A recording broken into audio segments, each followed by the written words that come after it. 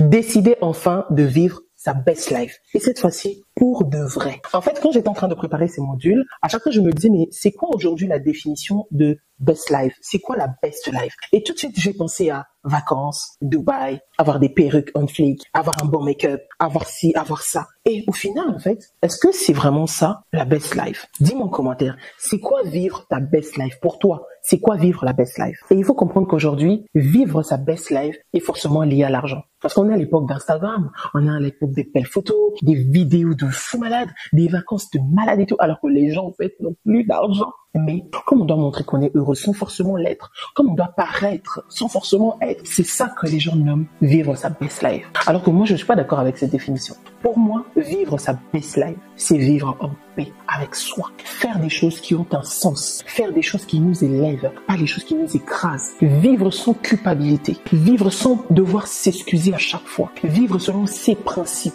et sa vie. Se réveiller un matin, tous les matins, et dire que je n'ai pas encore assez d'argent. Je ne suis pas encore arrivé là. Je ne suis pas encore même à côté de mon objectif, mais je suis en paix. Parce que je suis moi. Je sais qui je suis. Et donc, je suis en paix avec l'image que j'ai de moi-même. C'est ça, vivre sa best life. Ne rien devoir à quelqu'un. C'est ça, vivre sa best life. Alors, je vais te donner quelques astuces pour justement que toi aussi, que tu puisses commencer à vivre ta best life. Oui. Vous savez, un jour, j'étais bien maquillée, bien habillée, je sentais bon et j'avais décidé de faire une vidéo. J'ai fait une vidéo, j'ai mis sur Instagram, une vidéo où je marchais avec classe, j'étais bien habillée, j'étais bien ce jour-là, bien pimpante. Les gens commentaient dans ma vidéo, waouh, trop belle, franchement, j'aime trop tes chaussures, j'aime trop ton outfit. J'étais au top de mon style. Mais vous savez quoi? À l'intérieur, j'étais pas bien. À l'intérieur, j'étais brisée. À l'intérieur, j'étais perdue. Donc, il fallait que je multiplie les tâches, il fallait que je montre aux gens, il fallait que je fasse du show-off pour montrer que je vais bien, alors qu'au fond de moi, je savais que ça n'allait pas du tout. Donc, il suffisait que je poste la vidéo, que je sois toujours derrière à regarder qui a commenté, qui a dit quoi. Ah, mais les gens commentent pas. Les gens,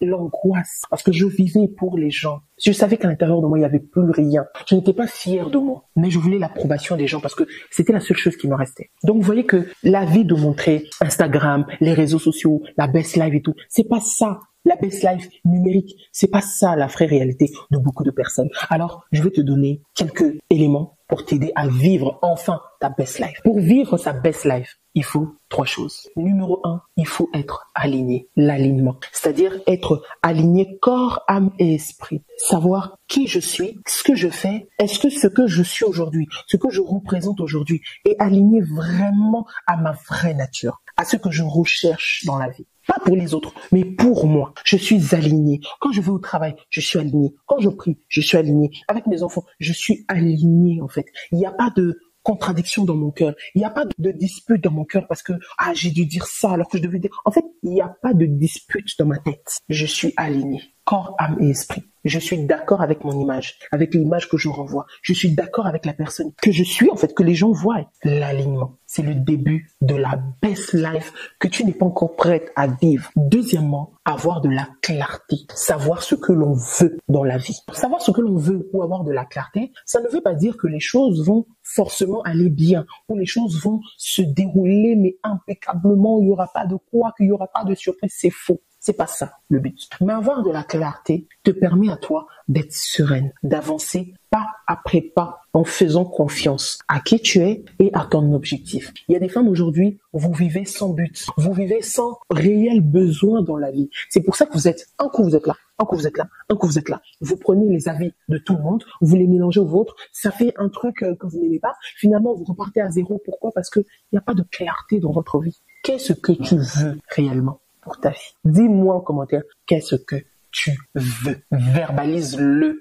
une fois pour de bon. Et troisièmement, pour vivre sa best life, il faut avoir du courage. Le courage parfois de dire non. Le courage parfois de résister. Le courage de tomber et de se relever et commencer à reconstruire quelque chose que tu viens de perdre. Le courage de vivre. Alors, avoir le courage, ce n'est pas ne jamais avoir peur. Parfois, tu vas avoir peur, très peur même. Mais c'est le courage qui va t'aider en fait à assumer, à te la dire, comme j'avais décidé, je dois emmener cette chose jusqu'à sa fin. C'est ça le courage. Je dois faire face à ma réalité. Je dois faire face à mes adversaires. Je dois continuer avec mon nom et assumer mon nom. Non, N-O-N et non, N-O-M. Les deux noms, ça marche. Il faut du courage. Alors, je t'invite, toi, à te poser toujours dans ton carnet mon pouvoir. Tu sais, non? Dans ton carnet, là. Alors, voici l'exercice que j'ai pour toi. Note ce que tu veux, toi, dans la vie, dans les domaines suivants. On y va. Premier domaine, tu vas noter ce que tu veux dans le domaine émotionnel. 2, tu vas noter dans ta carrière, ta vie professionnelle. 3, tu vas noter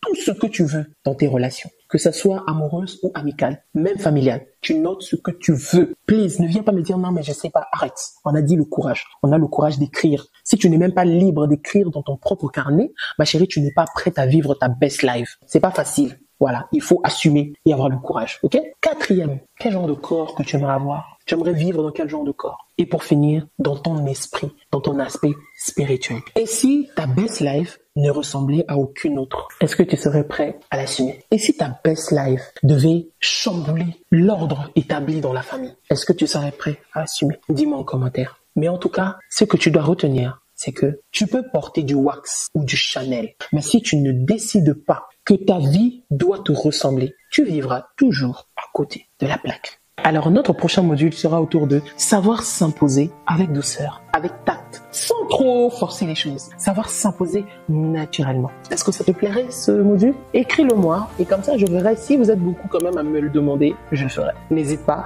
je suis là si tu veux prendre des coachings, tu sais où écrire et nous on se retrouve à bientôt.